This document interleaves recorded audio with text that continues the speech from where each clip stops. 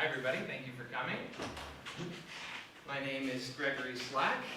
I'm finishing up my dissertation in philosophy at the CUNY Graduate Center, my PhD. So I'm ABD, Alpha Dissertation, the dreaded ABD. And I want to thank Dr. Principe, Dr. Magada-Ward, Dr. Bombardi, Dr. Purcell, Dr. Johnson, Dr. Hildebrand, Get it right. Gray Hildenbrand. Good job. For the philosophy department as a whole, for inviting me to come to speak to you today, and to thank you guys, the students, for coming out and showing up. It's great to see you. Hopefully this will be stimulating, illuminating. We can try to figure out if philosophy has a value, what it might be. So the topic I was given to talk to you today about is the value of philosophy. So it implies a question. What is the value of philosophy? But this implies a couple of further questions, right? What is philosophy? And what is value? So I'm going to try to give a quick and dirty, rough and ready sketch of some potential answers to these questions. And in the process, show you why I think philosophy has value, why even philosophy is invaluable in all kinds of ways. But before I get going, does anyone want to tell me how they conceive of philosophy? What is philosophy? The students, perhaps. Just to get the ball rolling before I launch into my long-winded presentation. Does anyone want to take a stab at it? I feel like it can be a lot of things, but I view it as the sort of interpretation of an interpretation to pursue ideas for unanswerable questions, maybe. Okay, wonderful. That's an excellent starting place. Okay, you've got my creative juices flowing now, just hearing that. Okay, anybody else want to take a stab at it? And then we can move on. I'm putting you on the spot, I know. What's your name? My name is Nate Belmont. Okay, Nate. If I would say, if you just put me on the spot, the art of trying to understand abstract concepts. Okay, wonderful. Okay, so these are both excellent starting points. I think as far as they go, they're right. I think there's lots of different ways of conceiving philosophy. So, well, let's get into it. So here's the plan for my talk. 7 main topics. First, I'm going to talk about the nature of value, what it might be, what it might mean. Then, what is philosophy? Then, based on a distinction I draw in the first section, I want to talk briefly about the use value of philosophy, its exchange value next. Then I want to talk about Bertrand Russell on the value of philosophy because, well, you'll see, Bertrand Russell has an essay on the value of philosophy, and it's a widely reprinted essay. I think there are 3 limitations of Russell's view, and then briefly I want to talk about the philosophy of value. So that's my plan for the talk. So first of all, what is value? Now, I don't claim to be answering this once and for all. This is just a quick and dirty first stab at answering the question of what is value. See how far it gets us in the talk. So when I hear the question, well, what does it mean for something to have value? This sort of initial distinction jumps out of my intuitions. And you'll be happy to know, when I Googled value, my intuitions were corroborated by Merriam-Webster and a couple other dictionaries.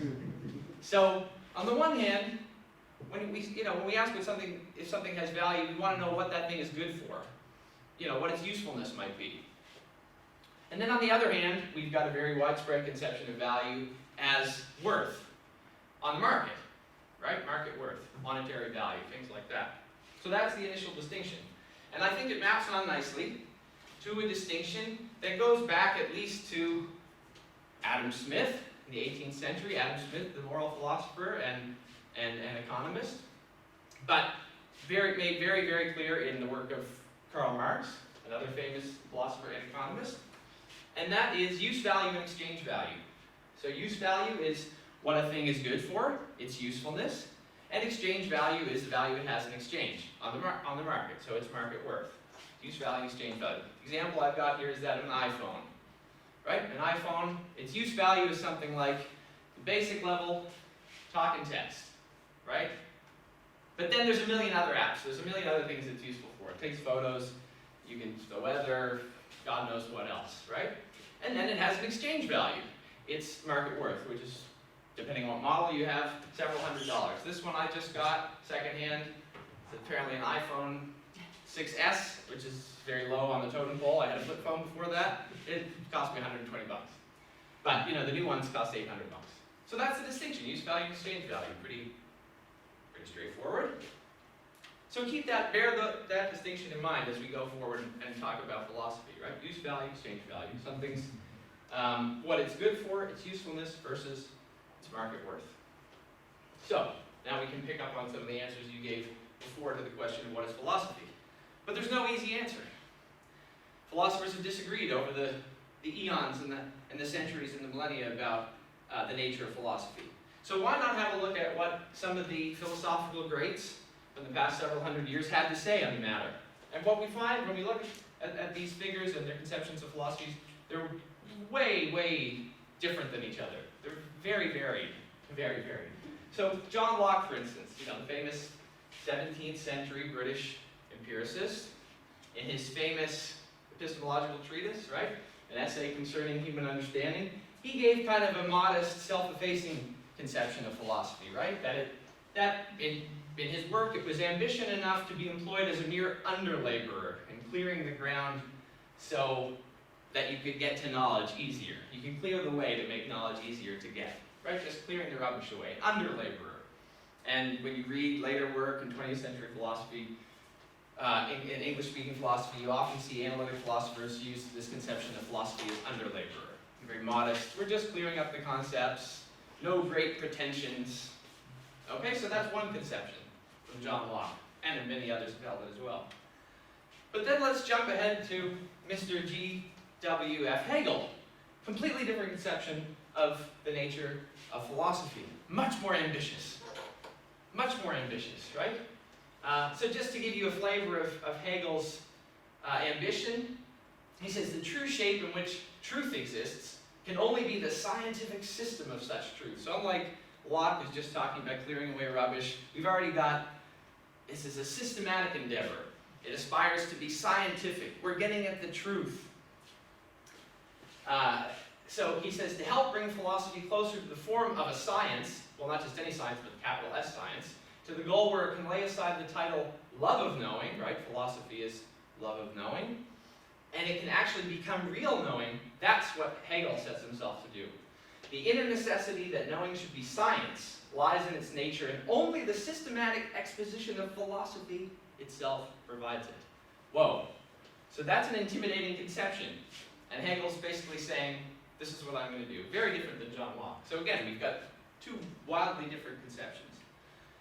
And then let's look at another 19th century German philosopher who, a one-time disciple of Hegel, counted himself a Hegelian. But he wasn't satisfied with the Hegelian systematic, absolute knowledge, absolute truth approach of Hegel. He wanted to take things further. He said, well, philosophers, sure, like Hegel, have only interpreted the world in various ways, but the point is to change it. It's not just enough to sit back and contemplate and engage in speculative theorizing, even if it gets you absolute knowledge. We need to intervene in the world actively. For Marx, of course, that meant revolutionary intervention. So again, a very different conception of philosophy. Then if we jump ahead to the 20th century, another, well, this guy's Austrian, but close to German. You know, the Germans are well known for their philosophy. Ludwig Wittgenstein, he had another conception again. It's modest, kind of like Locke's, but it's much more focused on language. So he said, philosophy may in no way interfere with the actual use of language. It can in the end only describe it. It can't give any foundation to it. It leaves everything as it is. Philosophy simply puts everything before us and neither explains nor deduces anything. The work of the philosopher is assembling reminders for a particular purpose. This is a little bit mystical, maybe, but it's also very sort of commonsensical, down to earth. Wittgenstein often comes off as if he's saying we just need to figure out how to use language correctly. And that's what philosophy is. Telling us how to use language correctly. And then all the philosophical puzzles will disappear, says Wittgenstein. So again, this is another very different conception of philosophy. And I'm going to end with an American philosopher, 20th century American philosopher, a guy named Wilfrid Sellars, whose work has turned out to be very influential. And he has a different conception again. But I end with him because I think Sellars' view is open-ended enough that it gives you a sense of where philosophy is today. I think at least English-speaking philosophy. So here's what Sellars says about the philosophical enterprise. He says its aim is to understand how things, in the broadest possible sense, hang together in the broadest possible sense. Okay, what do you mean by things, Sellars? He says, well, I mean to include such radically different items as not only cabbages and kings, but numbers and duties, possibilities, finger snaps, aesthetic experience, and death. To achieve success in philosophy would be, he says, to know one's way around. In a form of investigation where no intellectual holds are barred. So, no holds being barred, this phrase comes from wrestling, right? Where if you're wrestling someone and no holds are barred, you can put them in any hold you want, and likewise they can do that to you. Sellars is saying that's what philosophy is like on the intellectual plane. It's very open-ended. In a sense, everything is up for grabs. All the concepts, all the assumptions. And it's about bringing together diverse kinds of objects and figuring out what they are and what the connections between them might be. Okay? Very open-ended. But I think it maps nicely onto contemporary English-speaking philosophy. All you need to do is go to the Stanford Encyclopedia of Philosophy, which is an excellent online resource. It's constantly being updated. And look at the table of contents there. There are hundreds of entries on all kinds of different topics. Not quite cabbages and kings, but certainly numbers, duties, possibilities. I don't know about finger snaps. So you've got topics ranging from abstract objects, Africana philosophy and anarchism, to justice, love, and markets, to Zeno, ancient Greek philosopher, Zhuangzi, ancient Chinese philosopher, and even zombies get an entry. So this seems to be where we are. Something like Sellars said, how things hang together in the broadest possible sense of the term. And really, things in the broadest possible sense of the term. We're investigating everything, or anything. Okay, I admit we haven't really figured anything out. We've canvassed a few different views of what philosophy might be. But I think we're getting somewhere. I think we've got a sense of what philosophy is about. I know probably you students, you've taken some philosophy courses, at least one philosophy course, so you have some idea what philosophy is about. Perhaps these different conceptions are resonating with you. I'm not sure. Okay, but keep that in mind, these different conceptions of what philosophy might be. And also keep in mind this distinction that I introduced before about value, use value and exchange value. So what might the use value of philosophy be? So recall the distinction I drew earlier. Well, you get with philosophy, when you've engaged in this kind of activity, you get critical thinking. Right, Professor Bombardi? You get critical thinking.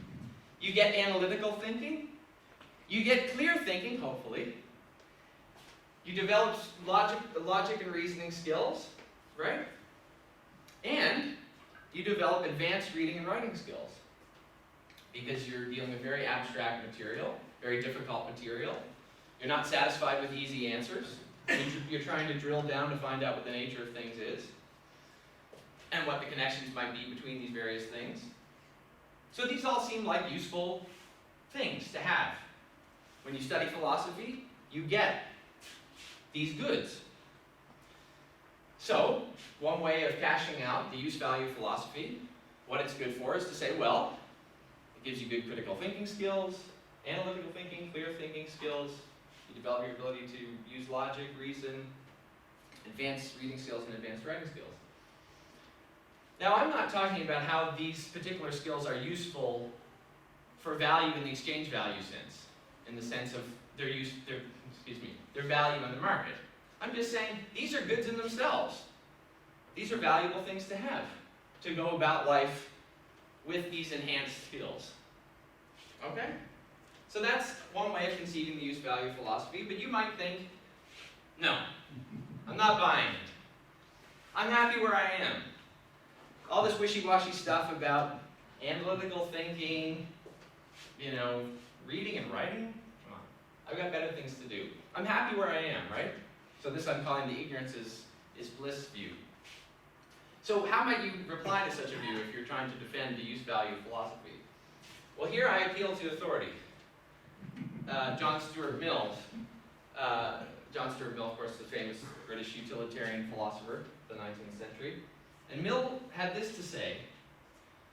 He says, it's better to be a human being dissatisfied than a pig satisfied. Better to be Socrates, prototypical ancient Greek philosopher, dissatisfied than a fool satisfied. And if the fool or the pig are of a different opinion, it's only because they only know their own side of the question. The other party to the comparison knows both sides.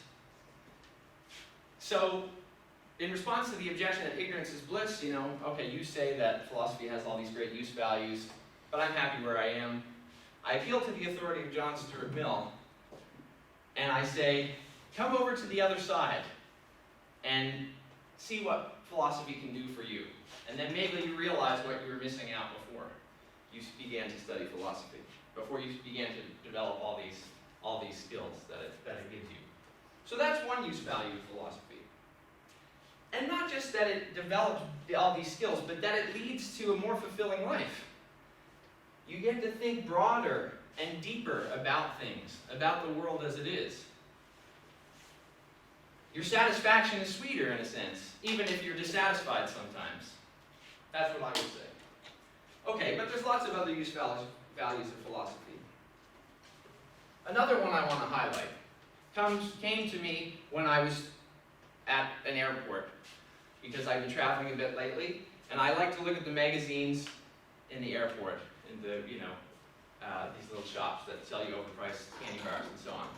And I saw this top headline on a recent Newsweek issue, and it says, How to Beat the Anxiety Epidemic. I didn't read the article inside, but I thought, philosophy. Because philosophy can help you to beat anxiety. And there's a lot of anxiety in our world, right? Between the pandemic, climate change, now we've got a war in Europe that's causing everybody a great deal of suffering and gnashing of teeth and worries about escalation. So we live in a world where there's a lot of anxiety, and we're justifiably anxious about what's going on. So I nonetheless think that philosophy can be of help to us here. So for instance, there's a couple of contemporary philosophers that have taken to writing books for the intelligent lay reader, not necessarily philosophers, but the intelligent lay reader, where they seek to demonstrate the value of ancient philosophical thinking.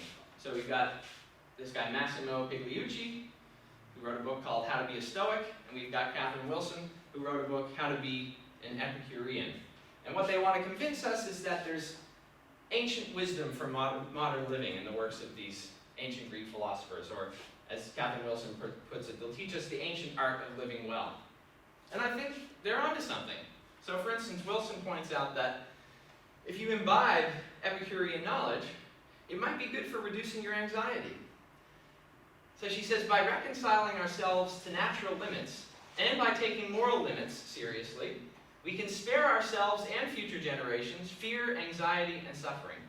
And at the same time, within these limits, we can find ample and often novel and unexpected enjoyments in the material world and in the companionship of other people. So this philosophy is the original self-help. So you can skip all those modern self-help books and you can consult philosophy, because it will help you to reduce the anxiety that we're all facing. So that's another use value that philosophy has. Of course, I could go on all day about the use values of philosophy, but what about its exchange value, right? The other side of the distinction that I made earlier, right? What something is good for, its usefulness, but also its market worth. And when I say the market worth of philosophy, I don't mean the market worth of your degree in philosophy. It's not as if you exchange your degree, it goes to whoever you sold it to and you get something else in return. No, of course. Philosophical study builds up certain skills, right? The kinds of skills that we've already looked at. So what it does really is it makes you a certain kind of person who can sell your labor in the marketplace as a kind of skilled laborer, a philosophical laborer. But what value is that going to have? How many times have you heard the question, philosophy degree, what are you going to do with that? The people who ask you that question are precisely thinking about its exchange value in this sense. How the skills it develops in you are going to be valued in the marketplace. And the question kind of implies that maybe they're not going to be that valued. But I don't think we should despair. Because I came across another magazine in my travels, the Harvard Business Review. Again, I didn't open it, I just looked at the titles. And this issue, which is a special issue for spring 2022, is all about how to thrive in a changing world. If we open this up, it's going to tell us how we can navigate uncertainty, embrace agility, and learn faster. Because those are the skills we need to be the certain kind of person that's going to be valued in the marketplace going forward, or so Harvard Business Review tells us. But they might be onto something here. So I went and had a look at the Organization for Economic Cooperation and Development Skills Report for 2021, right? The OECD. You guys have heard of this organization. It's the Rich Countries Club. Not a rich country club, but the Rich Countries Club. And here's what they said. I think they corroborated the Harvard Business Review, because they say that in the future, lifelong learning is key if individuals are to succeed in labor markets and societies shaped by mega trends such as increases in life expectancy, rapid technological changes, globalization, migration, environmental changes, digitalization, and so on, the COVID-19 pandemic. In a fast-changing and uncertain world, lifelong learning can help individuals adapt and become resilient to external shocks. Creating a culture of lifelong learning gives individuals themselves agency to manage change. So we should support lifelong learning journeys so that individuals can learn how to learn. So I put to you that this is precisely what philosophy gives us. It teaches us how to be lifelong learners. Philosophy is the love of knowledge or the love of wisdom. Another way of putting that is philosophy is the love of learning. It teaches us to love learning, to seek out knowledge our whole lives. It's kind of addictive that way, so I should warn you. But I don't know what better form of study you could spend your time doing than this for this future world that the Harvard Business Review is predicting. So that I'm saying the skills philosophy gives you are extremely valuable on the market. Philosophy has immense exchange value. At least we're being led to believe that, and I think there's reason to think so. But you might say, but if I go on the labor market and present myself as a philosopher, I'm not going to find very many job ads who are looking for my skills. So I would say, you can present yourself as a philosopher, check it out, but use your philosophical skills in some other sector of the marketplace if necessary. Marry that desire to be a lifelong learner to whatever it is you choose to pursue. And you can do that, of course, by doing a double major in philosophy, doing a minor in philosophy, and so on. So, I'm pushing you back against the naysayers and the people who always ask you the pointed question, what are you going to do with that? Philosophy does have exchange value, I say. Okay, now I briefly want to talk about, so it's 4 o'clock, when do I finish, 4:30? 4:30. Okay, great. So now I briefly want to look at a short essay by Bertrand Russell, The Value of Philosophy. Why? Well, because Russell's piece is included in typical introductory philosophical textbooks. So it's included, for instance, in Exploring Philosophy by Stephen Kahn, been reprinted in many editions, And it's even referenced and quoted at the beginning of this Norton Introduction to Philosophy, second edition from 2018. So it's widely reprinted, it's often encountered when you're an intro philosophy student. So it's worth having a look at, I think. And not only that, Russell says much that is fine and true in this essay, much that I agree with. So I think it'll help to bolster our understanding of what philosophy really is and what its use value is. But I think there are three limitations of Russell's view. But first, what does Russell have to say? Well, he says that philosophy aims at knowledge, like all other disciplines, but that it aims to give unity and system to the body of knowledge we get from those other sciences and disciplines. And importantly, it results from a critical examination of the grounds of our convictions, prejudices, and beliefs. So, I think by now we already know this, but that philosophy interrogates assumptions that we have. Assumptions that we haven't questioned. Things we believe that we've never stopped to think, well, do I have any good reason for believing that? Philosophy will force you to figure out if you have any good reasons for believing it. And I'm going to skip this one as well.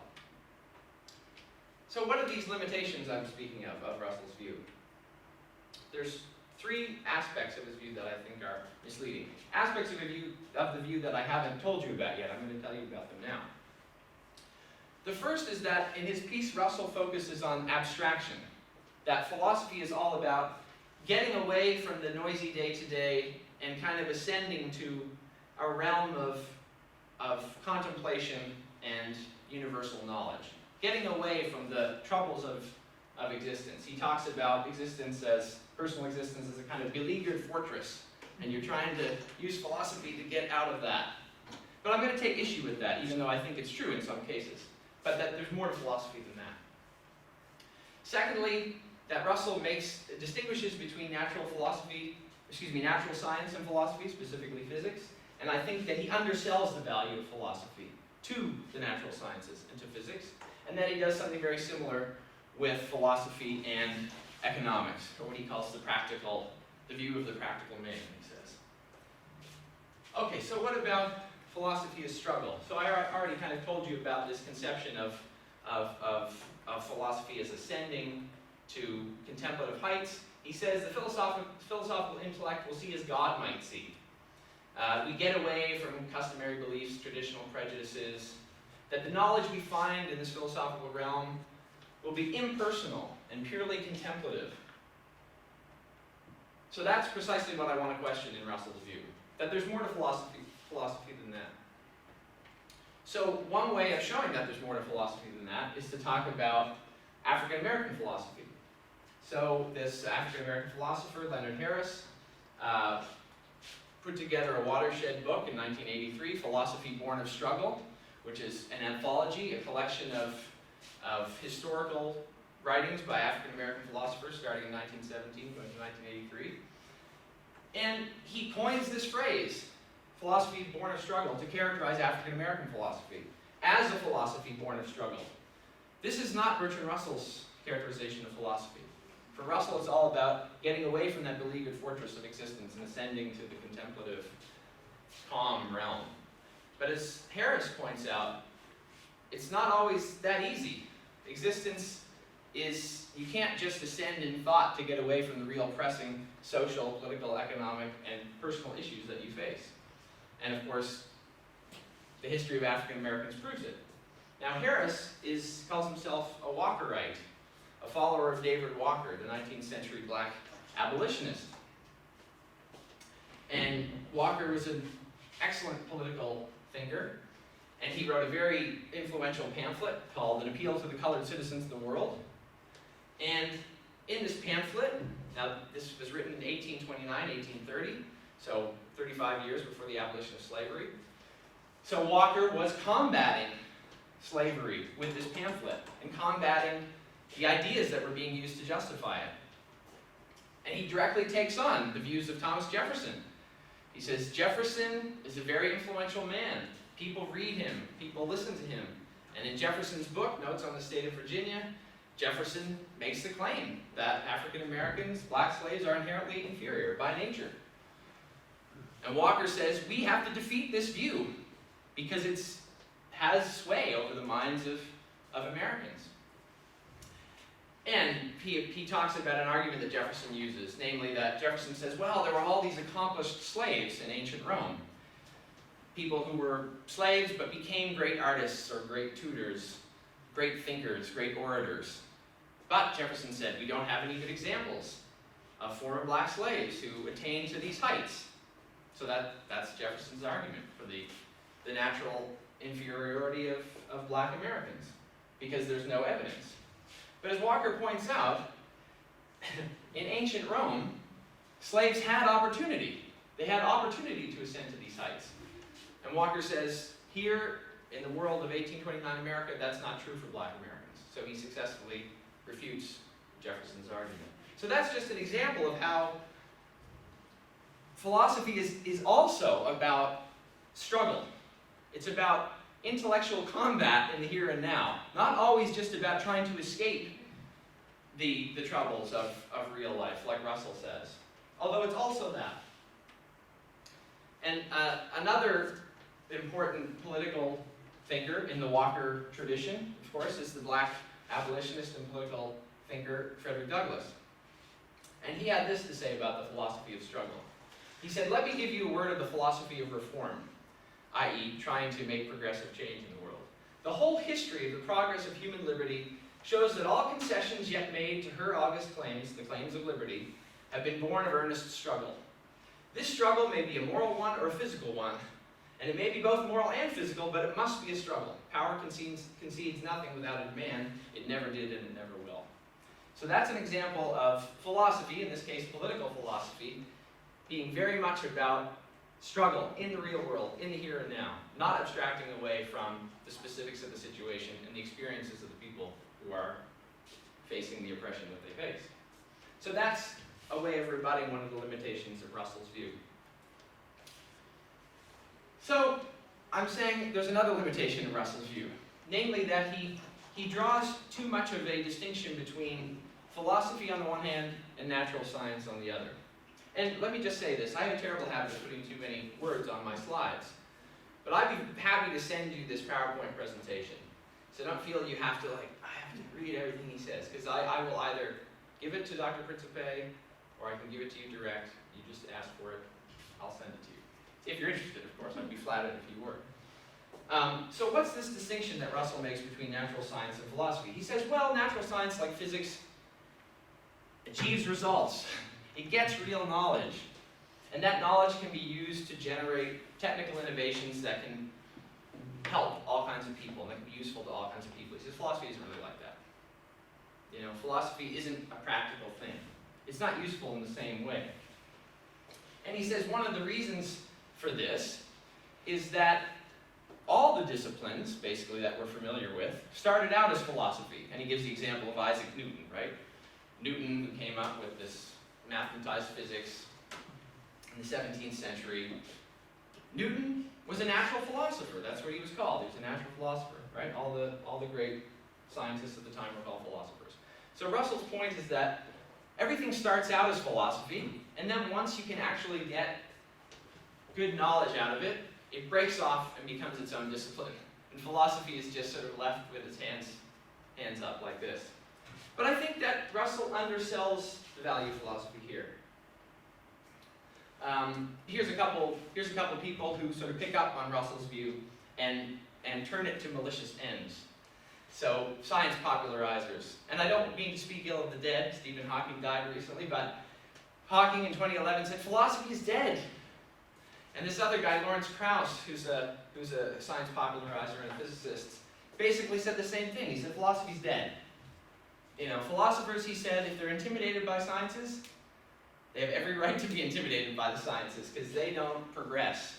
The sciences do. But this is exactly what Russell says in his Value of Philosophy essay. Okay? But I'm saying this is wrong. And again, I'm going to appeal to a couple of authorities. I'm going to start with Friedrich Engels.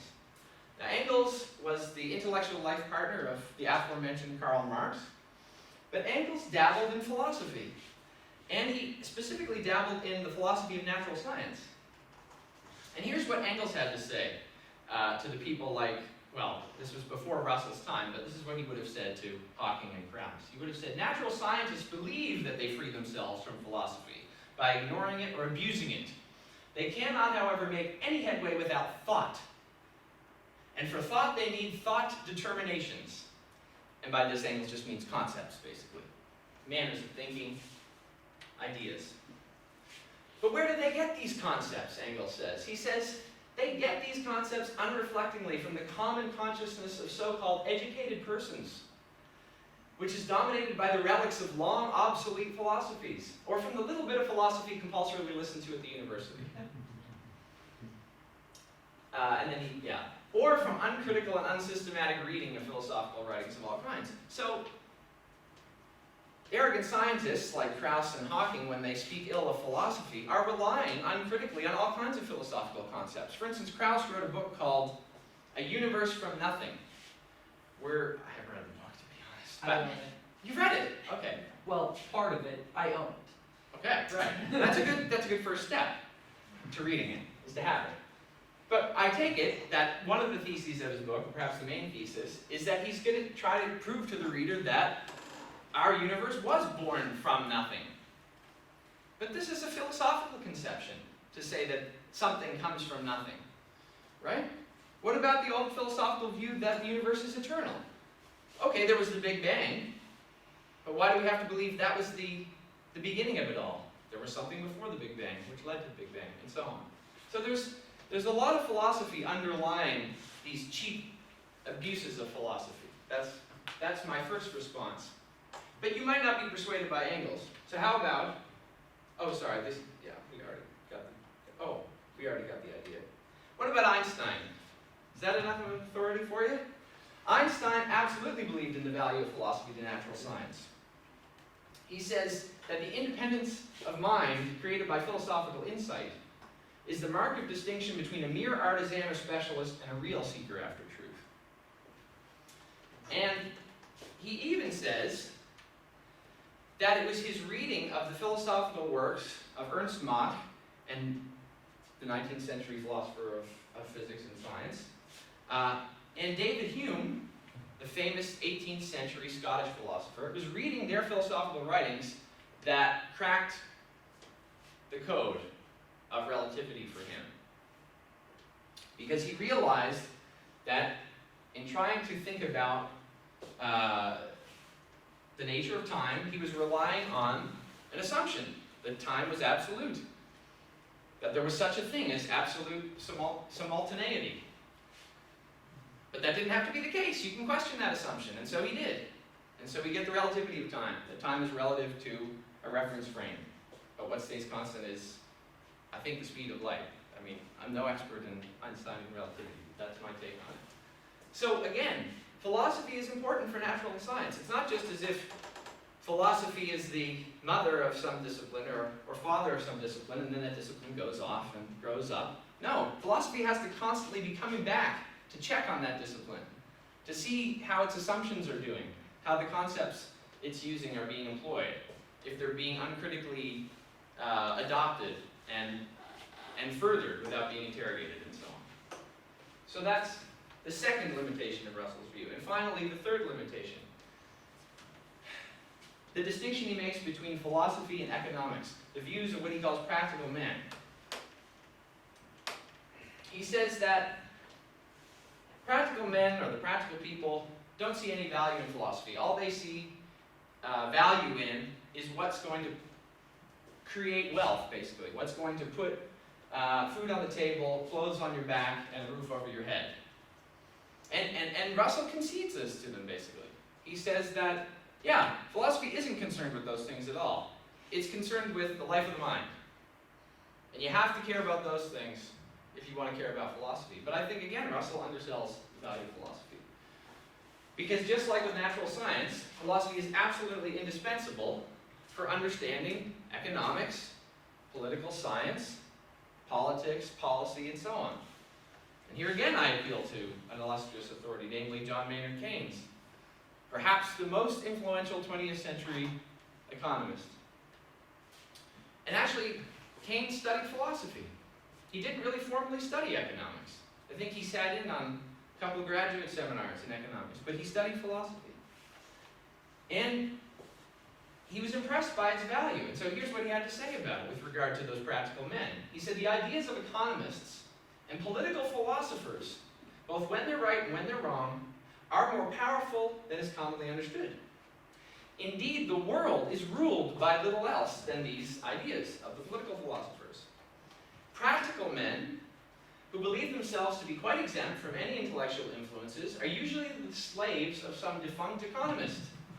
Madmen in authority who hear voices in the air are distilling their frenzy from some academic scribbler of a few years back, says Keynes.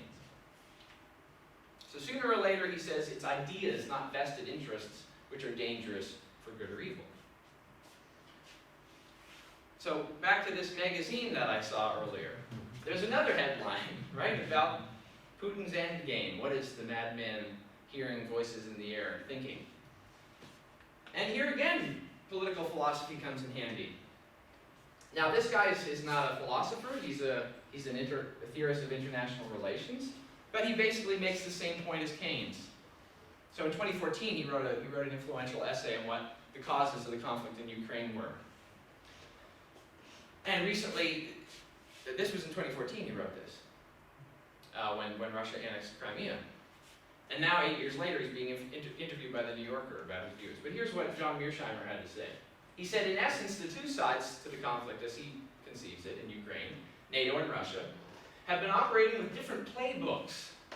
Putin and his compatriots have been thinking and acting according to realist dictates, that is, a certain conception of international relations, whereas their Western counterparts have been adhering to liberal ideas about international politics. This conflict of conceptions, different philosophies of international relations, is what has provoked the major crisis in Ukraine. So again, just to corroborate what Keynes said, it's ideas, philosophical ideas, which rule the world. Okay, so now I'm coming to the end of my talk. I just briefly want to talk about the philosophy of value. Now, by the philosophy of value, I don't mean value theory in the sense that you hear it in philosophical circles. When you hear people talk about value theory in mainstream philosophical circles, what they mean is basically the cluster of subtopics in philosophy that have to do with norms. So, ethics, social and political philosophy, aesthetics, and so on. So I actually don't mean the philosophy of value in this sense. I want to continue the line of thought that I introduced with Keynes. Just to show that philosophy not only has use value, that it has exchange value, but that we need philosophy to determine what has exchange value in the first place. So I just want to briefly mention the work of this economist. Her name is Mariana Mazzucato. She's very influential these days. She's been made recently the chair of the World Health Organization's Council on the Economics of Health for All. The business magazine, Quartz, has said that she's one of the world's most influential economists. And what has she done? She's taken to doing philosophy. You can read her book, The Value of Everything, which was published in 2018. You don't need to know any math. You don't need to have studied economics to read it.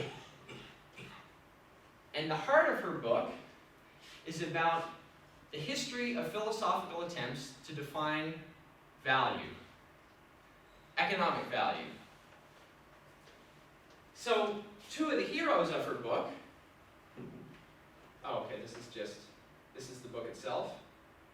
And just to show you how philosophical it is, look at what people are saying about it. And these are not fringe outlets. Financial Times, Forbes, Nature even. No, these are mainstream, these are mainstream publications. And they're saying that her book forces us to confront long-held beliefs about how economies work and who benefits. That it's a fundamental rethink of what constitutes real value in the economy. Her book is a compelling call to reinvent value as a key concept to help us achieve the world we want. So reinvention, rethink, this sounds a bit like philosophy. We're returning to a concept we thought we knew, we thought we understood, we were using it all the time. And Mazzucato is taking us by the hand and saying, no, let's go. What do we really mean by this? And I'm not going to get into her whole argument, I just want to give you a flavor for it. So, the distinction she tries to set up is between value-creating activities and activities that don't produce value. And it's not her distinction, it's a distinction she says she finds in the work of Adam Smith, for instance. So Adam Smith had a certain conception of certain activities that created economic value.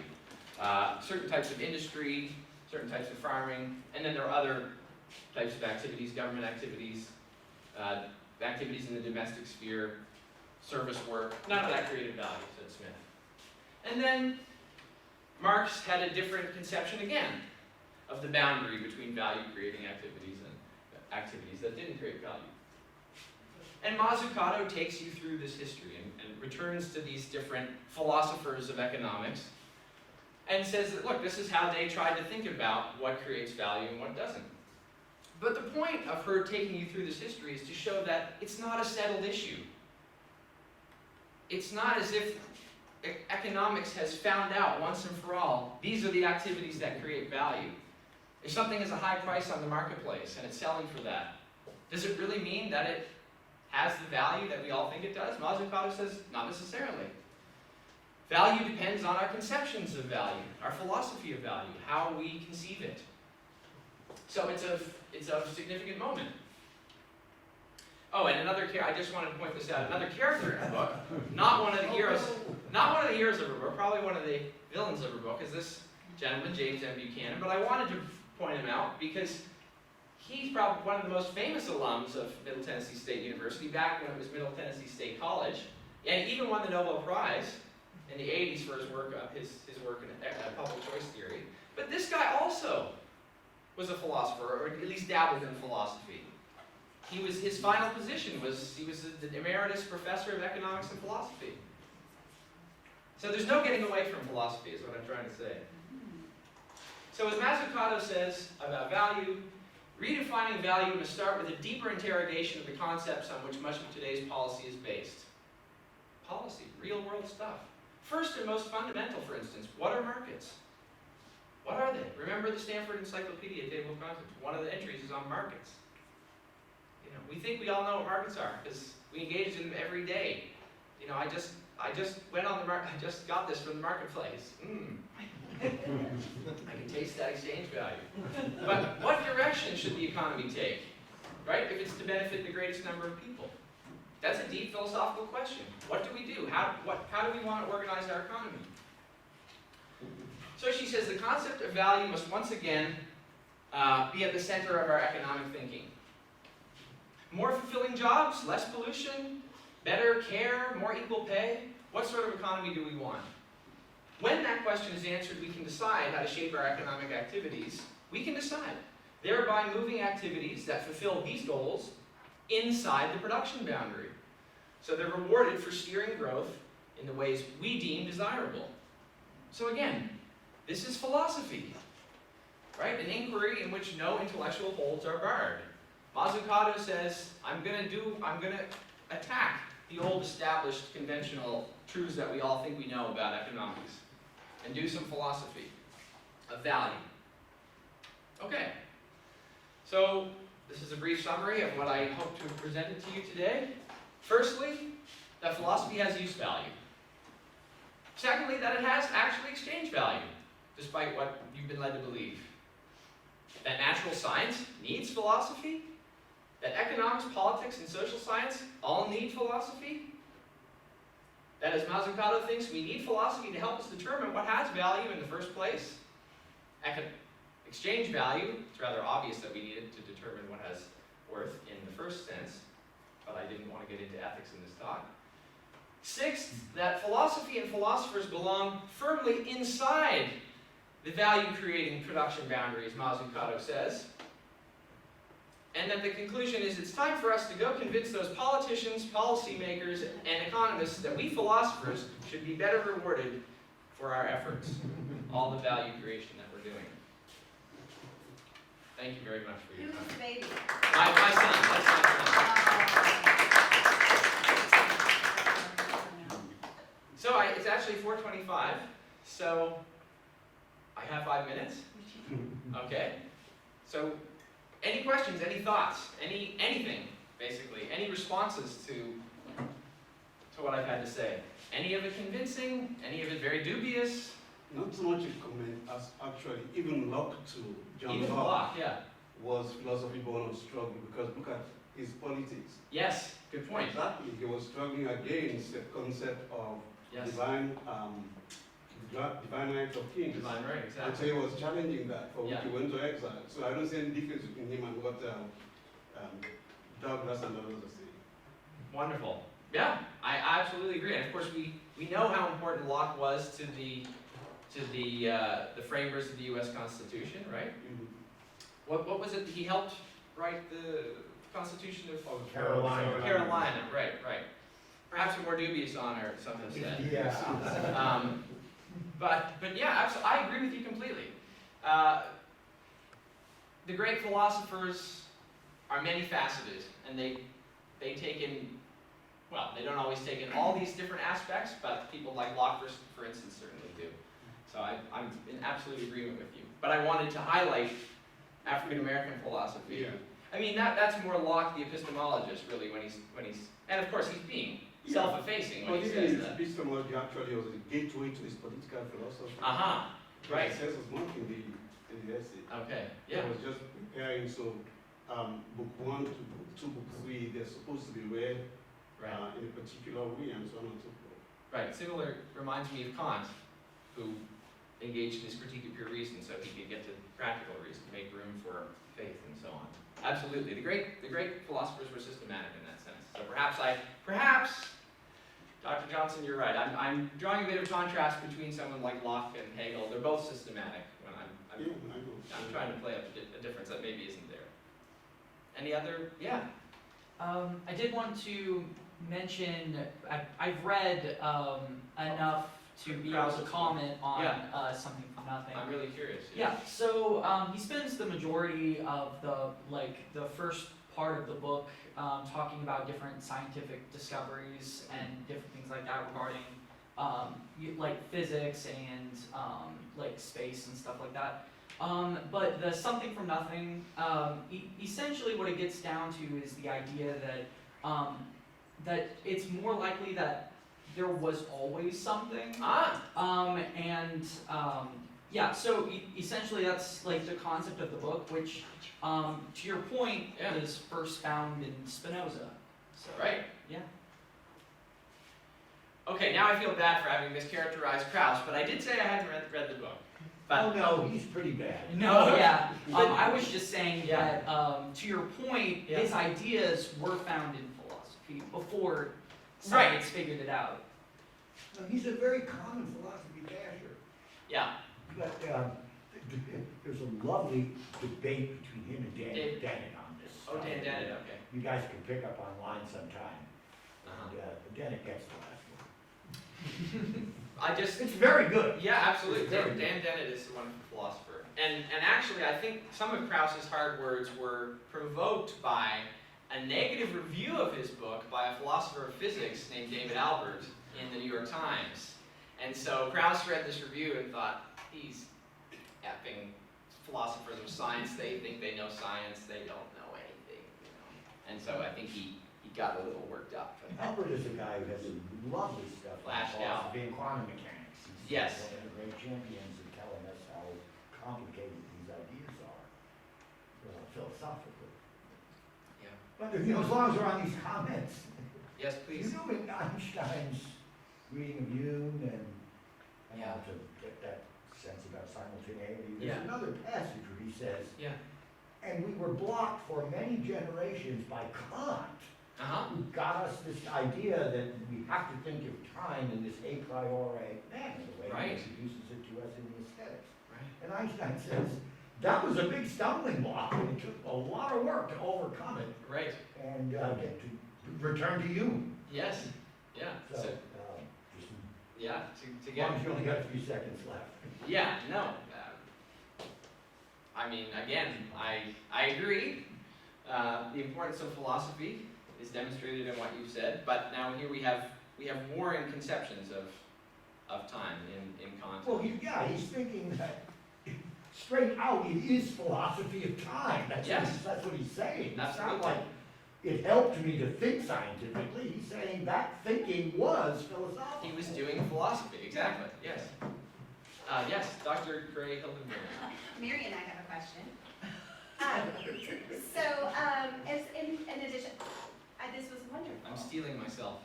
For the How question. could I ask a hard question when you put your baby on top of Aha! As any student who has me knows, I melt at the sight of a child. Touche, professor. But anyway, to build on what Dr. Johnson had said, when you talked about struggle, it made us think about feminist philosophy, course. and womanist philosophy, and I was wondering if you could comment a little bit on that. Of course, you can't put anything in there, but it would be interesting to see how you might work that into a class, for example, that you would teach at MTSU. Oh, absolutely. I mean, it would be interesting to teach a class called Philosophy Born of Struggle. So you could teach Marxism, you could teach feminism, you could teach Africana philosophy. Maybe you could teach some stuff that's been being written in having to do with trans philosophy, things like that, because these are all philosophies born out of real-world oppression contexts where groups are being oppressed, they're dealing with real-world injustice, and they're philosophizing as a way to combat it and to try to create a better world. So I, at the moment, am no expert in feminist philosophy, so I wouldn't immediately be able to teach such Your course. job is safe. Thank you. And as I was composing this, I thought at the end, where's the feminism? I was thinking, sort of like, where's the beef? But It is the beef. one thing I'll say is that Mazzucato's book, she makes a very feminist point because she talks about how care work, domestic work, has traditionally been conceived as not having value, right? Not having exchange value. So she says, again, this is another sphere in which reconceiving value could help us to give household work its due, to make it a more valuable part of our society and economy. So this is a feminist point. Mary. All right, I know we are out of time, I assume. Greg, this is just something we can talk about at dinner while you try to eat. I was wondering what you thought about Nancy Hartsock's work, particularly since you're a Marxist, and about sort of the standard claim of a lot of feminist philosophers and theorists that as useful as Marxism has been in many respects, what they had to say about, Marx and Engels had to say about this is just, we can't recuperate it. Mm-hmm. What they had to say about what specifically? The household. Okay, this, in terms of that household labor is not value producing? Yeah. Okay, that's a really subtle point, because it isn't really something that Mazzucato highlights in her book, because she's not really interested in doing the Marxist thing. She's trying to make Marx more of a reformer rather than a revolutionary. Because for Marx, producing value doesn't necessarily show that what you're doing is some great thing that has worth in some other sense. Because for Marx, value that's created is value created in a capitalist society. So when Marx talks about value, he means capitalist value. And value is created from the exploitation of labor by capitalists. So if you're laboring in the domestic sphere and not producing value in that sense, for Marx, that doesn't mean that what you're doing isn't valuable in some other sense. It just means that it doesn't factor into the circulation of capitalist value. I mean, Marx literally wants to overthrow society so that there is no such thing as value in this sense. Because you do away with capitalists, you do away with wage workers who are being employed and exploited by capitalists, so you do away with value production as such. But it doesn't mean you do away with use values. Those are just useful things that we can all share in Marx's future vision of the future society. Does that That was a great answer. Okay. Okay, I guess that's it. Good deal.